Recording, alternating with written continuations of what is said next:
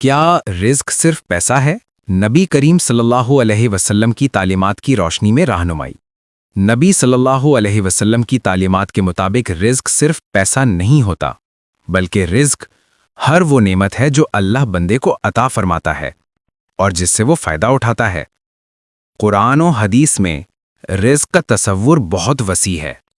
اسلامی نقطۂ نظر سے رزق کی اقسام: مال و دولت، پیسہ، یہ بھی رزق ہے، لیکن یہ رزق کی صرف ایک قسم ہے، سارا رزق نہیں۔ صحت اور تندرستی بہت بڑا رزق۔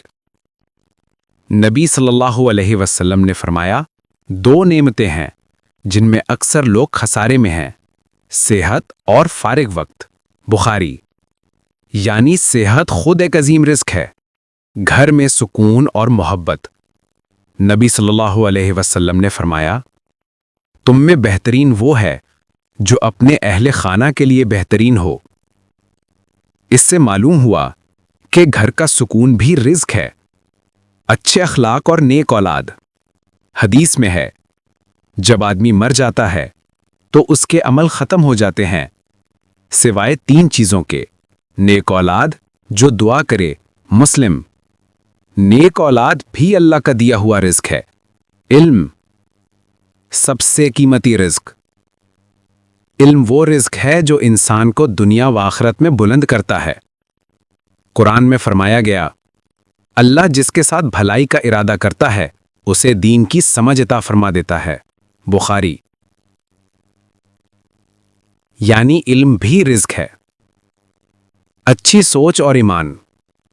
حدیث قدسی میں ہے، میں اپنے بندے کے گمان کے مطابق ہوتا ہوں۔ بخاری۔ اچھی سوچ، ایمان اور اللہ پر بھروسہ، یہ سب بہترین رزق ہیں۔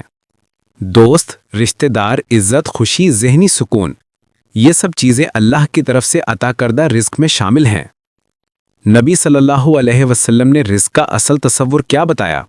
نبی صلی اللہ علیہ وسلم نے فرمایا، اے لوگو، اللہ سے ڈرو اور رزق کو خوبصورتی یعنی حلال طریقے سے تلاش کرو۔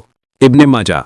یعنی رزق صرف مال نہیں بلکہ حلال اور پاکیزہ طریقے سے ملنے والی ہر نعمت رزق ہے۔